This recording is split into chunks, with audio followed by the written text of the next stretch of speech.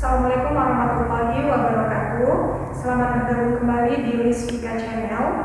Nah, di video kali ini kita akan membagikan video pembahasan soal dinamika rotasi untuk bagian momen inersia, momen gaya, dan apa hubungan antara momen inersia dan momen gaya. Jadi bagi adik-adik yang belum menonton penjabaran materi terkait tiga hal tersebut, silakan ditonton, dan untuk link video sudah kita cantumkan di deskripsi. Oke, sekarang kita langsung lihat untuk soal nomor 1. Di soal nomor 1 ini katanya ada dua buah benda M1 dan M2.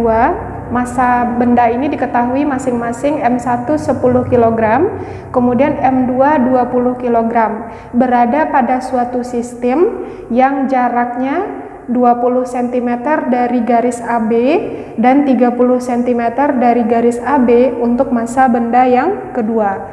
Pertanyaannya, berapa besar momen inersia jika porosnya itu adalah garis AB?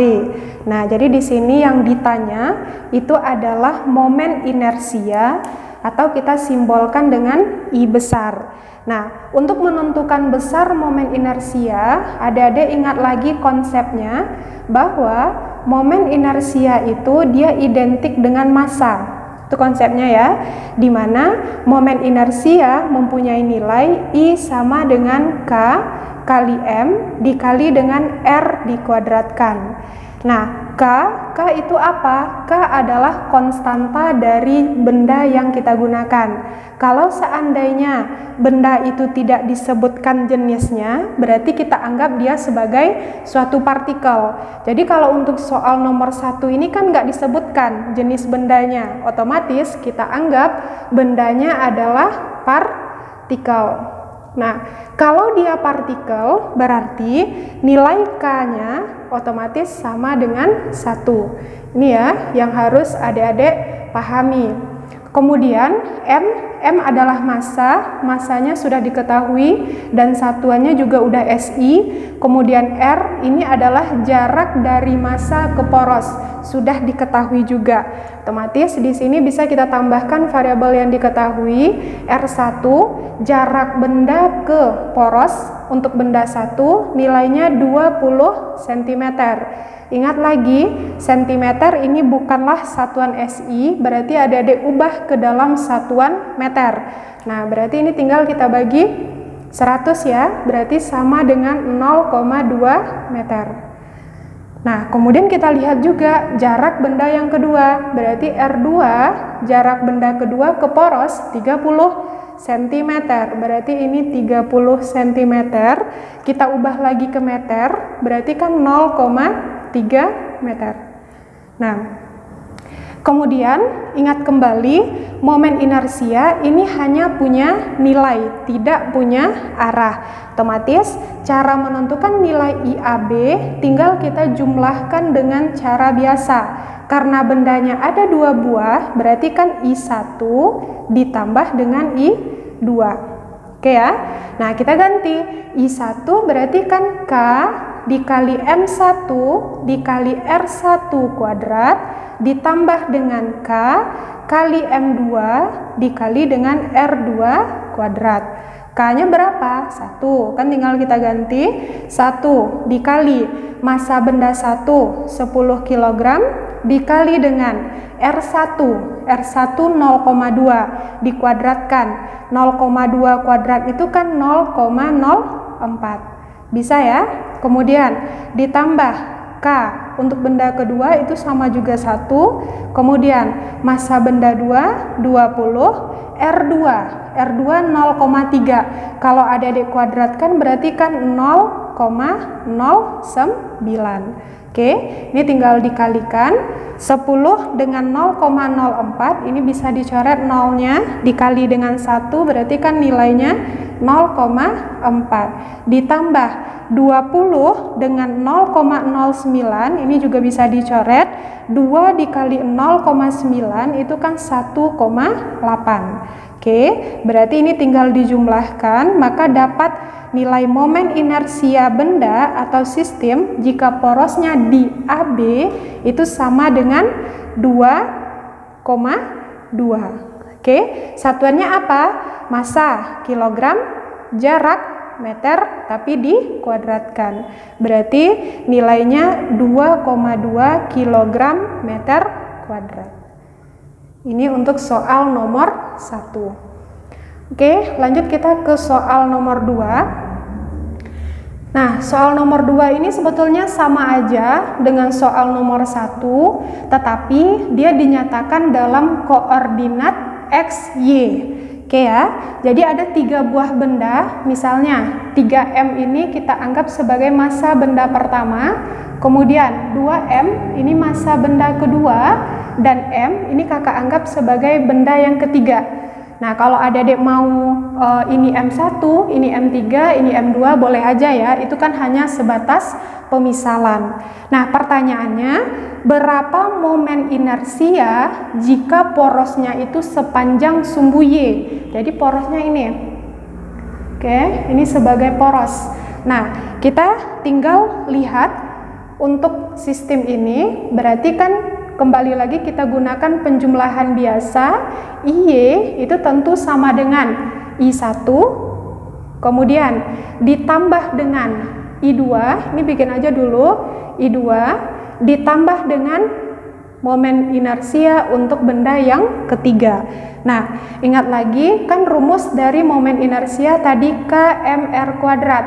Di dalam soal jenis bendanya diketahuikah? Tidak ya, karena jenis benda tidak diketahui berarti kita anggap dia kembali sebagai partikel dan nilai K-nya otomatis sama dengan 1. Oke, kita kembali lagi ke dalam penjumlahan kita, berarti kan ini K dikali M1 R1 kuadrat ditambah dengan K dikali M2 dikali R2 kuadrat ditambah, ini kan tinggal ubah indeks ya, berarti M3 dikali R3 kuadrat.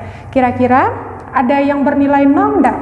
Kita lihat lagi, untuk benda 1 ini ada jaraknya terhadap sumbu Y, berarti dia otomatis tidak 0. Untuk benda 2 ada jaraknya enggak terhadap sumbu Y? Tidak ada kan, alias jaraknya itu sama dengan 0. Karena jaraknya sama dengan 0 berarti nilai ini tidak ada lagi. Paham ya? Karena setiap bilangan yang kita kalikan dengan 0 pasti nilainya akan sama dengan 0. Oke, kita masukkan untuk nilai-nilai yang diketahui. Berarti K-nya 1, massa benda 1 berapa? Oke, massa benda 1 ini ya 3M. Oke, 3M dia dinyatakan dalam variabel M. Kemudian R1 ini kan R1, biar gampang kita bikinkan dulu di sini. R1 jarak benda 1 terhadap poros A ya, A. Kemudian selain R1 kita juga butuh R3.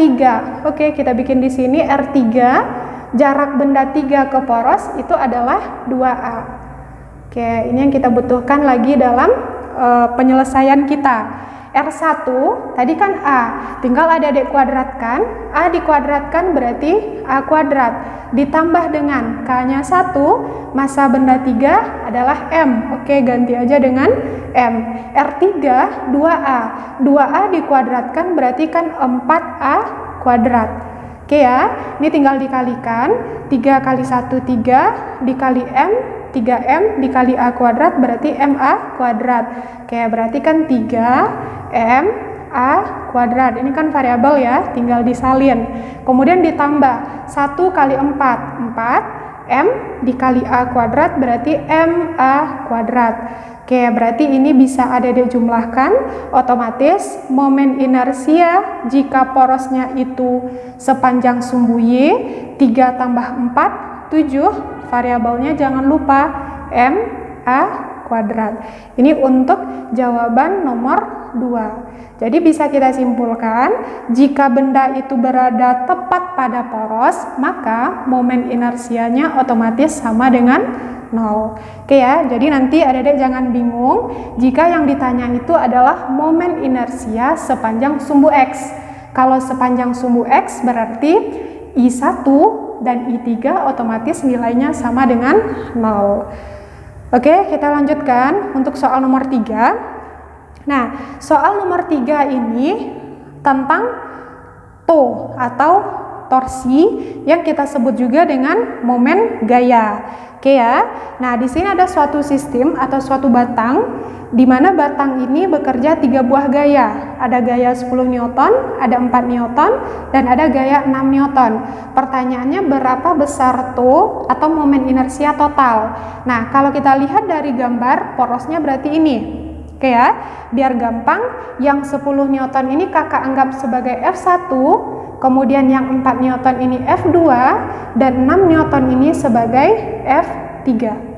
Oke, karena yang ditanya itu adalah momen gaya, berarti konsep yang harus adik-adik ingat adalah tentang konsep momen gaya atau torsi, di mana momen gaya ini merupakan besaran vektor. Ada nilai juga ada arah. Gimana cara menentukan nilainya? Nilainya tentu F dikali dengan R. Cara menentukan arahnya bagaimana? Cara menentukan arahnya, tow itu ada kalanya bernilai positif dan tow itu ada kalanya bernilai negatif. Kapan dia bernilai positif? Ketika arah putarannya searah jarum jam. Kapan dia bernilai negatif? Ketika putarannya berlawanan arah jarum jam. Jadi konsep inilah yang kita gunakan untuk menyelesaikan soal nomor 3. Oke, kita selesaikan. Jadi dari gambar, karena ini porosnya, berarti F2 ini tidak ada nilai tow-nya. Penjelasannya sama dengan soal nomor 2 tadi ya. Dengan alasan karena R2-nya sama dengan 0. 0 dikali bilangan pasti nilainya juga akan sama dengan 0. Jadi di sini bisa kita selesaikan tow total itu berarti nilainya akan sama dengan tow 1, oke, ditambah dengan tow 3. Tow 2 langsung kita hilangkan. Nah, tadi kan kita sampaikan bahwa momen gaya ini dia merupakan besaran vektor. Berarti kita juga pertimbangkan atau perhitungkan kemana arahnya. Kita lihat untuk tow 1. Tow 1 ini nih gayanya, porosnya di sini. Berarti kan arah dari perputaran tow 1 itu searah jarum jam. Oke ya. Jadi ini perputarannya ke sini. Nah, karena dia searah jarum jam, maka nilai tow 1 itu akan positif. Gampang ya? Tinggal kita lihat kemana sih arah itu supaya dia lebih dekat ke poros. Kan lebih dekat kalau kita putarkan dia searah jarum jam. Nah, kalau ke bawah ini kan jauh, dia juga menempuh jarak ini juga jarak yang 2 cm. Hal yang sama kita tentukan untuk arah tow 3, berarti kan lebih dekatnya ke sini. Oke ya. Nah, ini kan juga searah jarum jam, berarti tow 3 itu juga bernilai positif. Oke. Nah, ini biar nggak lupa nanti tanda arahnya ini positif ya untuk tow 1, untuk tow 3 juga bernilai positif. Oke, tinggal kita masukin nilainya. Berarti kan tow 1 itu nilainya F1 dikali dengan R1. F1 dikali dengan R1, positifnya kan boleh kita hilangkan begitu saja ya, kecuali ini negatif, baru kita masukkan nilai negatifnya. Berarti tambah tow 3 F3 dikali dengan R3. Oke, F1 berapa nilainya? 10 Newton. Ini ya, 10 Newton. R1 nilainya berapa? Kita lihat. R1 itu adalah jarak F1 ke poros 2 cm. Biar gampang kita bikin di sini dulu. R1 itu 2 cm. Cm ini belum satuan SI. Berarti ada diubah ke dalam meter. Tinggal dibagi 100. Berarti kan 0,02. Oke ya. Kemudian yang kita butuhkan lagi R3. Nah, jarak gaya 3 ke poros 6 cm. Udah kita salin 6 cm, kita ubah dulu ke meter, berarti kan kita bagi 100 lagi 0,06. Oke. Nah, ini nih yang akan kita gunakan untuk penyelesaian nilai tow total. R1 nilainya kan berarti 0,02. Oke, nggak perlu dikuadratin ya. Kalau untuk momen inersia baru ada variabel R kuadratnya. Kalau di sini kan cuma dikali dengan R saja. Berarti ditambah F3 6 dikali dengan 0,06. Oke, berarti ini kan bisa kita selesaikan. 0 sama ini habis ya. 1 dikali 0,2 berarti kan 0,2. Nah, terus ditambah 6 dikali 0,06 itu kan sama dengan 0,36. Oke, ini tinggal ada dijumlahkan berarti kan 0,56. Satuannya apa? Satuannya gaya itu Newton, jarak itu meter. Berarti nilai dari total untuk sistem nomor 3 ini adalah 0,56 Newton meter. Oke, sekarang kita lanjutkan untuk soal nomor 4. Di soal nomor 4 ini ada sebuah sistem di mana sistem ini masanya diabaikan dan bekerja 3 buah gaya, ada F1, F2, F3, nilainya sama-sama 10 Newton. Nah, beda soal nomor 4 dengan soal nomor 3 tadi, khusus untuk gaya yang ketiga, dia membentuk sudut 30 derajat terhadap sistem atau terhadap batang. Pertanyaannya, berapa to atau momen gaya jika porosnya di titik C? Jadi porosnya itu di sini.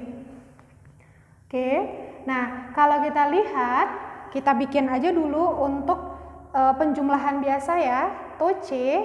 Nah ini kan dipengaruhi oleh 3 buah gaya. Kita masukin ada to A, oke. Kemudian ditambah dengan ada to B dan ada gaya yang bekerja di titik D, berarti ada to D. Oke. Nah, jangan lupa untuk momen gaya ini kita perhitungkan kemana arahnya. Kita lihat dulu arahnya. Untuk to A, ini poros, ini arah gayanya ke atas. Berarti kan arah dari to A ini adalah searah jarum jam. Searah jarum jam berarti arah to A otomatis positif. Oke ya. Kemudian to B. To B itu dipengaruhi oleh gaya yang kedua. Gaya yang kedua arahnya ke bawah. Porosnya di sini. Otomatis kan perputarannya ke arah ini. Ya kan? Nah, berarti untuk to B ini arahnya berlawanan arah jarum jam dan negatif. Nih dimasukin negatif. Kemudian untuk to D. Nah, ini yang membedakannya dengan yang nomor 3 tadi. Dia membentuk sudut. Berarti langkah pertama yang harus ada dilakukan adalah proyeksikan dulu F3 ini. Nah, proyeksikan searah sumbu Y dan searah sumbu X. Oke, kan ini ya hasil resultannya atau proyeksi masing-masing komponen. Nah, ingat lagi pelajaran di kelas 10 untuk proyeksi vektor, garis yang dekat dengan sudut itu adalah cos. Berarti ini kan dekat nih, garis ini dengan sudut. Berarti ini adalah F3 cos 30 derajat. Kemudian garis ini atau sejajar dengan sumbu Y ini berarti F3 sin 30. Nah, yang mana yang memiliki nilai to? Nilai to itu kembali lagi, ingat materinya. Nilai to ada ketika arah dari gaya itu tegak lurus terhadap poros. Porosnya kan ini. Yang tegak lurus terhadap poros otomatis kan F3 sin 30. Ya kan? Ini kan tegak lurus nih. Kalau F3 cos 30 itu tidak tegak lurus tapi sejajar. Maka nilai F3 cos 30 derajat ini tidak ada nilai to-nya. Yang ada menghasilkan nilai to adalah F3 sin 30. Nah, sekarang kita tentukan arahnya. Arahnya ini poros, berarti kan perputarannya itu searah jarum jam. Berarti arahnya juga positif. Ganti ke sini, positif. Oke, kita masukkan nilainya. Berarti ini di titik A itu kan ada F1 ya.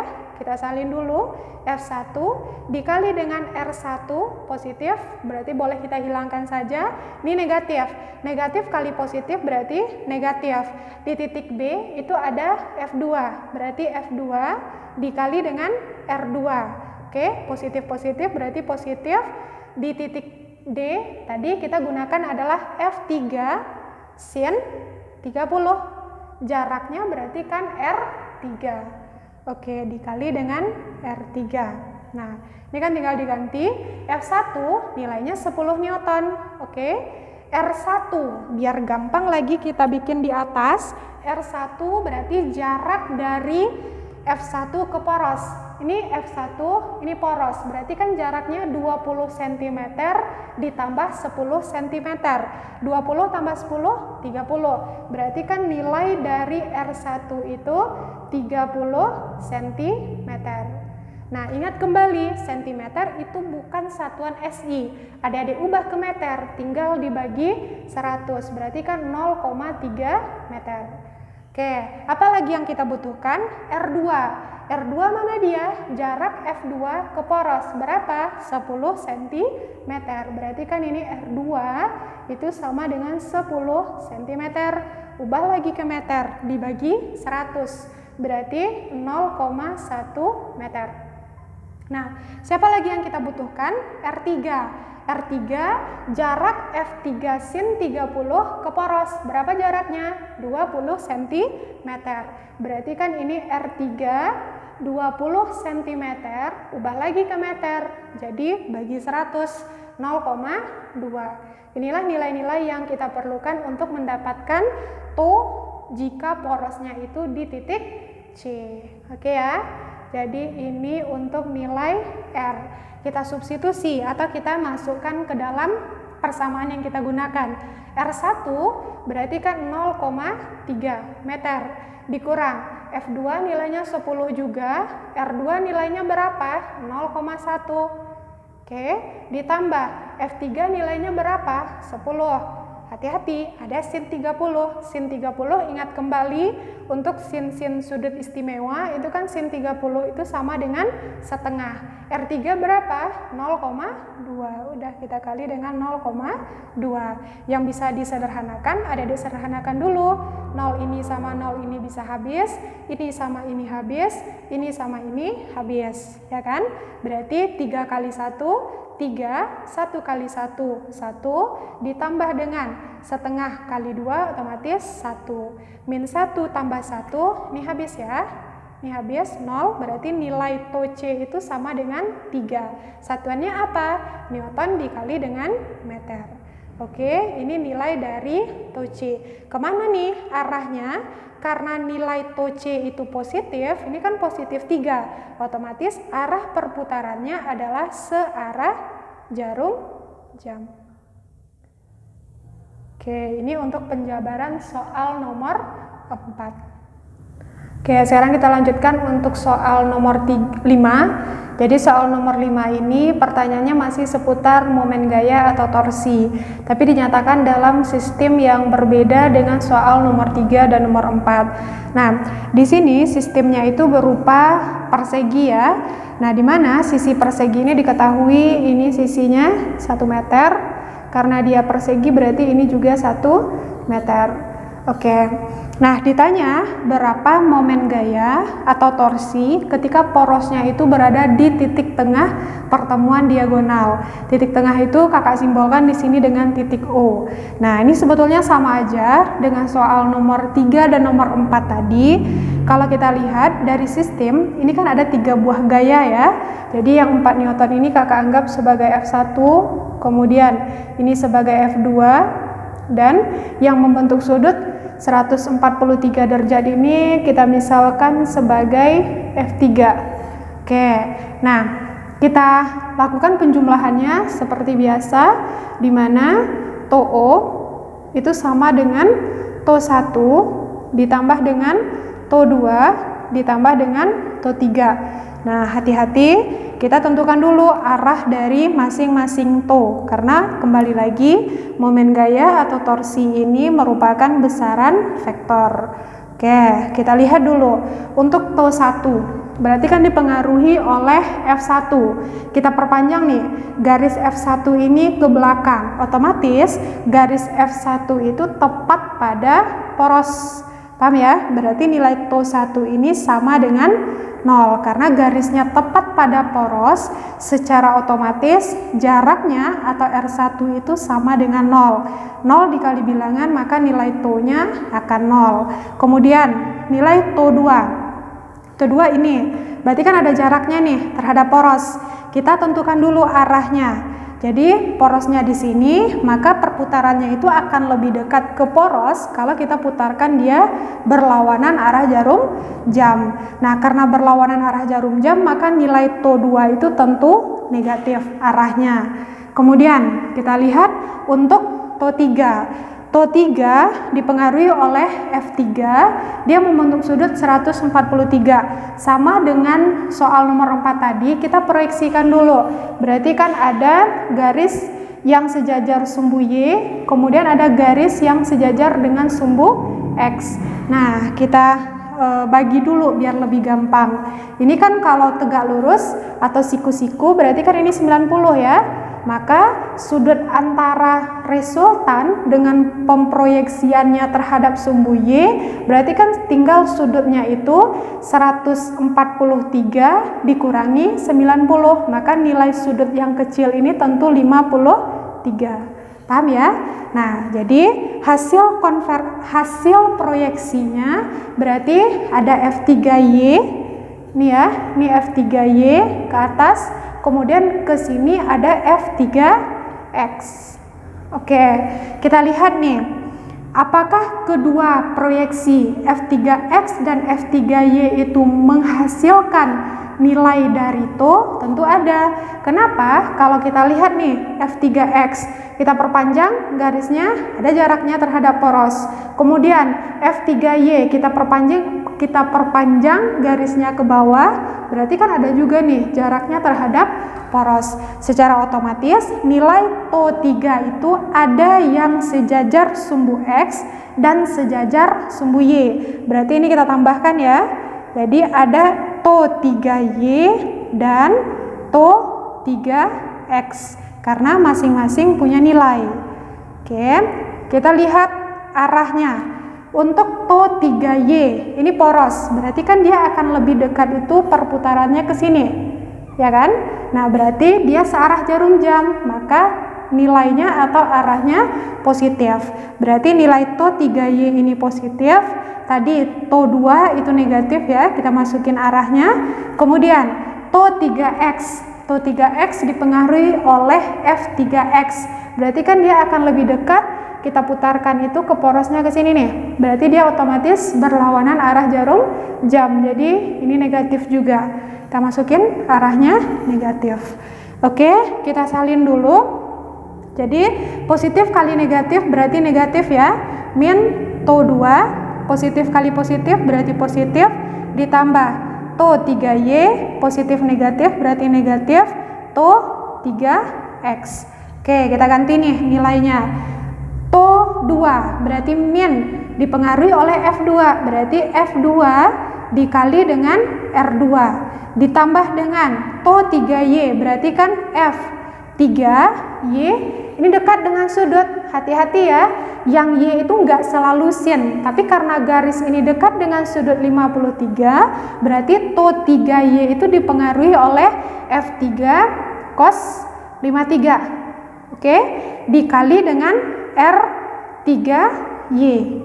Oke, nah kemudian kita kurangi dengan TO3X. Berarti kalau TO3Y itu udah cos, otomatis TO3X ini tentu F3 sin 53 derajat dikali dengan R3X. Oke, biar gampang kita bikin dulu berapa nilai R masing-masing. Di sini kita butuh R2. Kita cari R2 itu berapa sih? Kemudian kita butuh lagi R3Y. Oke, kemudian kita butuh lagi R3X. Oke, kita cari dulu R2. Ini F2, porosnya di sini. Berarti kan R itu adalah jarak dari poros tegak lurus memotong gaya. Gaya ini boleh saja kita perpanjang ke belakang sehingga ada garis yang memotongnya terhadap poros. Berarti kan ini nih garis yang memotong F2 itu terhadap poros. Berapa nilainya? Ini merupakan nilai R2. Jadi berapa nilainya? Ini kan panjang keseluruhannya 1. Berarti ini separuhnya kan? Otomatis nilai R2 itu separuh dari 1 atau sama dengan 0,5. Bisa ya? 0,5 meter. Kemudian cara yang sama kita tentukan nilai R3Y. Garis F3Y ini. Oke, kita perpanjang ke bawah. Nah, kemudian porosnya di sini. Berarti R3Y itu yang mana? Ini dia. Oke, berarti ini R3Y. Berapa nilainya?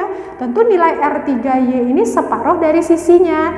Sisinya juga 1 meter. Berarti R3Y itu nilainya sama dengan R2, yaitu 0,5 meter. Karena dia merupakan persegi. R3X. Nah, garis F3X mana? Nih.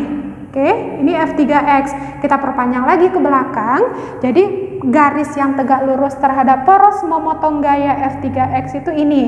Oke, ini merupakan garis R3X. Berarti nilai R3X ini separuh dari 1 meter. Oke, berarti nilainya juga 0,5 meter.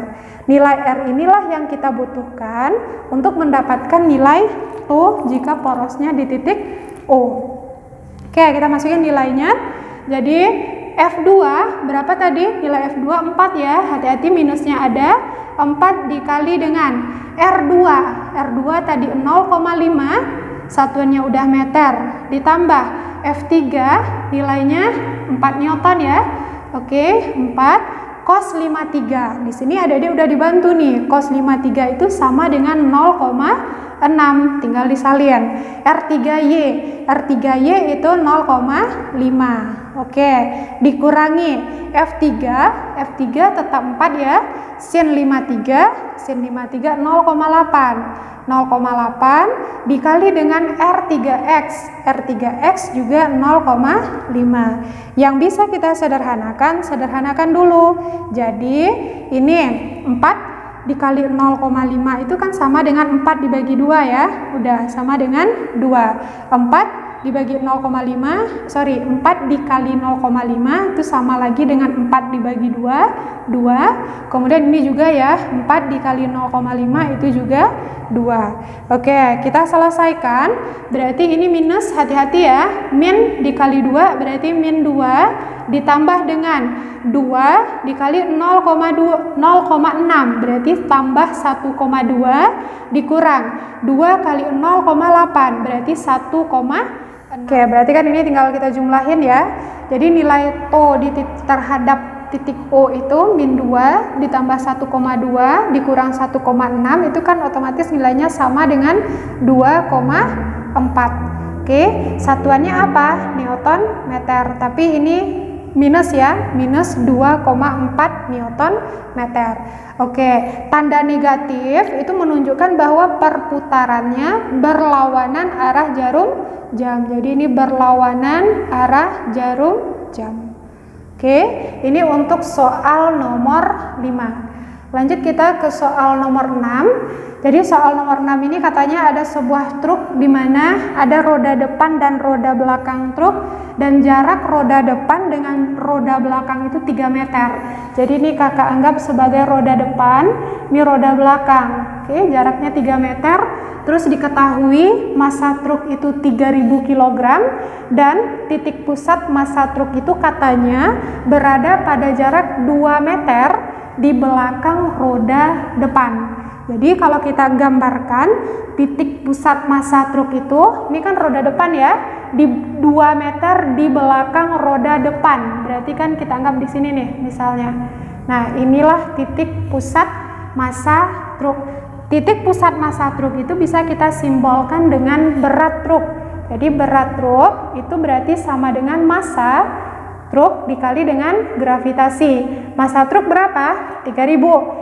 Gravitasi 10 berarti sama dengan 30.000. Ingat lagi berat satuannya adalah Newton. Jadi jaraknya tadi 2 meter dari roda depan. Ini 2 meter.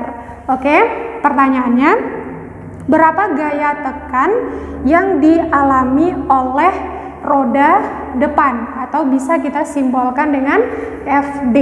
Nah, karena ditanya roda depan, berarti kita hilangkan gaya yang bekerja pada roda belakang.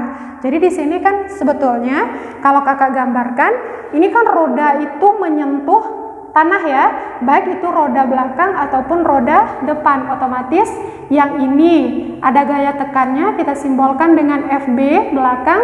Yang ini juga ada gaya tekannya, kita simbolkan dengan FD. Yang ditanya tuh FD. FB kan belum ada, berarti kita anggap porosnya itu tepat di roda belakang. Jadi porosnya di sini. Oke, otomatis kita gunakan lagi konsep dari momen gaya. Nah, kalau kita lihat ini kan ada 3 buah gaya, oke ya. Jadi ada tow yang diakibatkan oleh si roda belakang, jadi tow B, oke, itu nilainya sama dengan siapa lagi? Kita tentukan nilai penjumlahannya ya, W ditambah dengan tow yang diakibatkan oleh roda depan. Oke, ini untuk menentukan nilai dari momen gaya pada truk. Kita tentukan dulu arahnya. Kalau untuk berat truk, ini porosnya. Berarti nilai atau arahnya itu lebih dekat ke sini kan? Searah jarum jam, berarti arahnya positif. Jadi ini positif. Kemudian kita lihat untuk tow yang diakibatkan oleh roda depan. Ini gayanya ke atas, berarti porosnya di sini.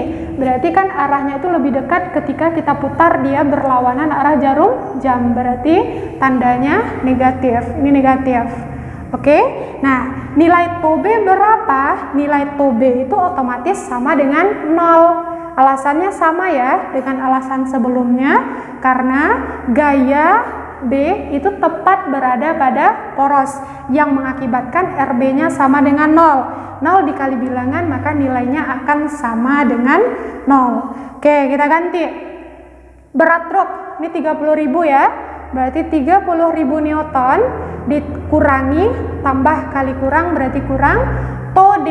Tow rumusnya tadi apa? FD dikali dengan RD terhadap poros titik roda belakang. Oke, ini kita pindah ruaskan ya, biar perhitungan kita bisa kita selesaikan. Berarti ini min 30.000 sama dengan min FD mau kita cari dikali dengan RD.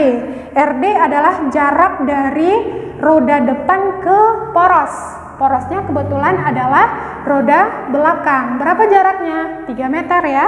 Oke, berarti ini dikali dengan 3. Ada yang bisa kita hilangkan? Tentu ada. Negatif 3 bagi 3 itu 1. Berarti nilai dari gaya tekan yang dialami oleh roda depan itu berarti sama dengan 10.000 Newton.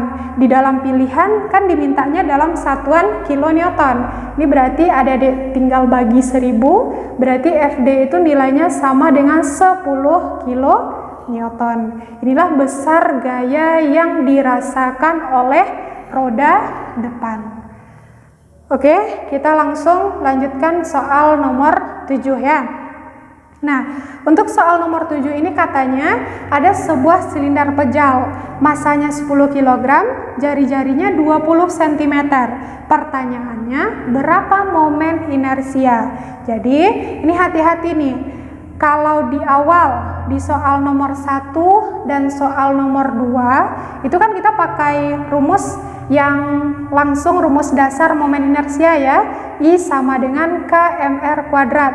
Kira-kira bisa enggak rumus ini kita gunakan untuk menyelesaikan soal nomor 7? Kita lihat, K-nya oke lah, silinder pejal ini ada K-nya, udah ditetapkan K-nya setengah. Oke, masanya ada ya. Nah, terus R-nya ada juga 20 cm. Berarti bisa langsung kita gunakan rumus dari momen inersia secara umum. Oke, jadi ini tinggal kita ganti nilainya K setengah, kemudian masanya 10, jari-jarinya berapa? 20, tapi satuannya masih cm. Otomatis ini ada diubah ke meter, jadi 20 dibagi 100 0,2. Oke, ini kita butuhnya R kuadrat. 0,2 dikuadratkan berarti sama dengan 0,04. Bisa ya? Ini kita sederhanakan lagi, 2 dibagi dengan 4 itu 2. Oke, 0 di belakang 1 sama 0 di depan 2 itu bisa kita coret. Jadi nilai dari momen inersianya adalah 1 dikali 0,2, berarti 0,2. Satuannya apa? Massa satuannya kilogram, jarak satuannya meter, tapi dikuadratkan. Ini nilai dari momen inersia yang dimiliki oleh silinder pejal ini. Oke.